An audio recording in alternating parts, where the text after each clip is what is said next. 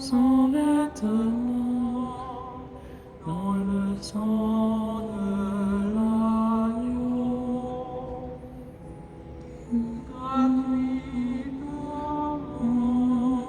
il boira l'eau de la vie.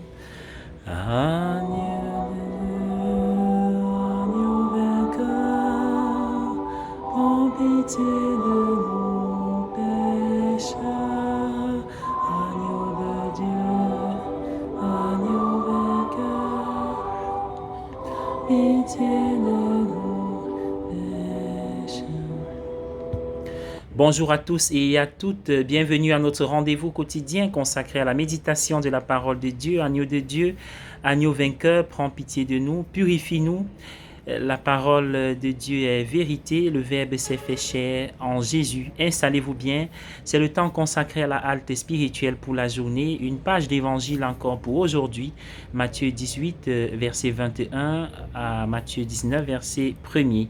Nous sommes le jeudi 12 août 2021.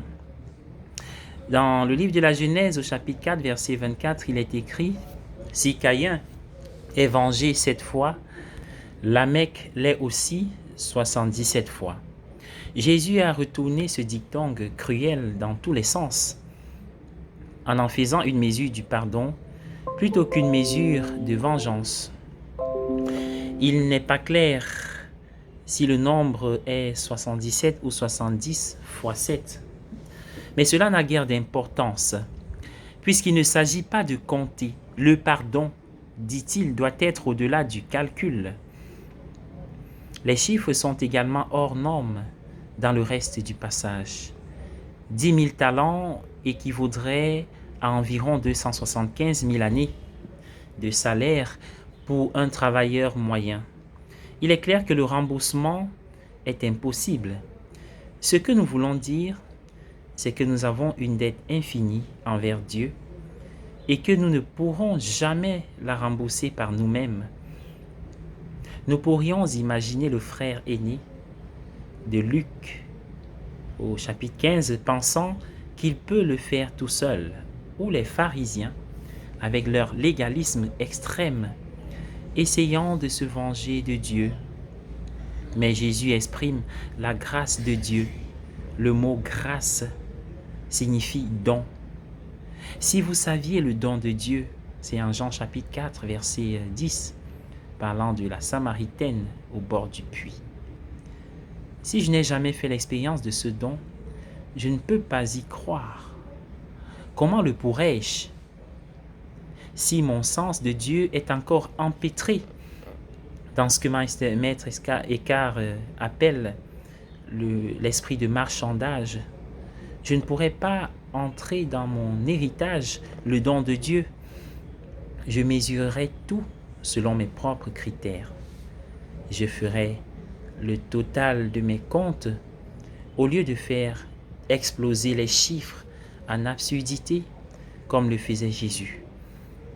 Je ne connaîtrai pas la joie expansive de l'Évangile. Je serai donc tout aussi calculateur dans mes relations avec les autres. Je ne saurais pas comment donner ou comment pardonner. Ces deux mots semblent être jumelés dans de nombreuses langues. Donner, pardonner, donare, perdonare, geben, vergeben, dites, til dit. Il y a aussi un intérêt légitime à pardonner. Pardonner, c'est libérer un prisonnier pour découvrir ce que ce prisonnier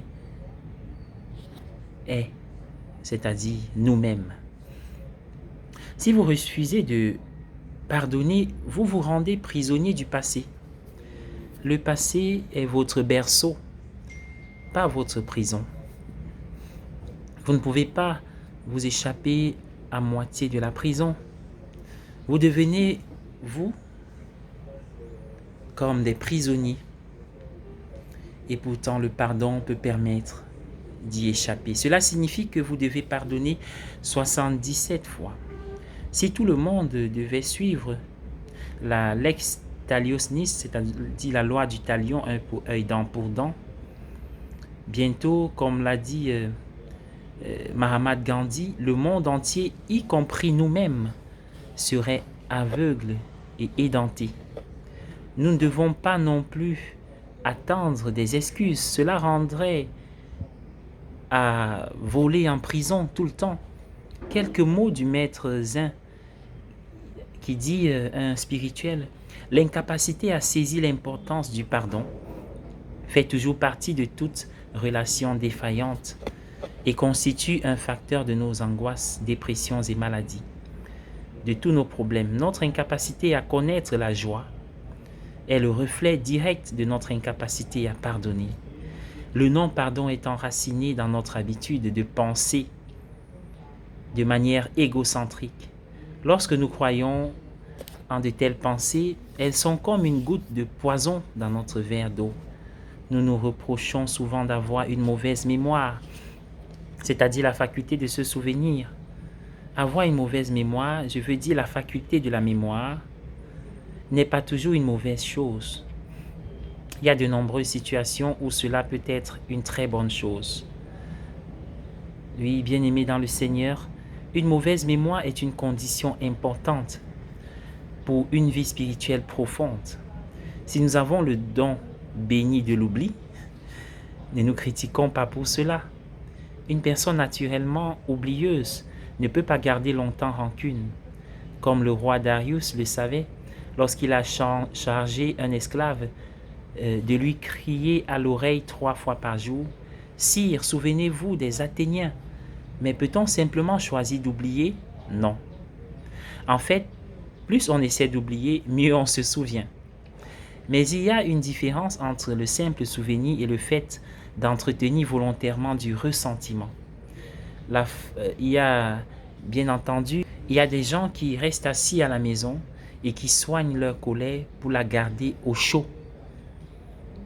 Il est peut-être probable pour de telles personnes de pouvoir oublier un jour. Mais nous pouvons choisir de ne pas soigner notre colère. Elle pourrait alors finir par mourir de froid. Bonne journée à tous et à chacun.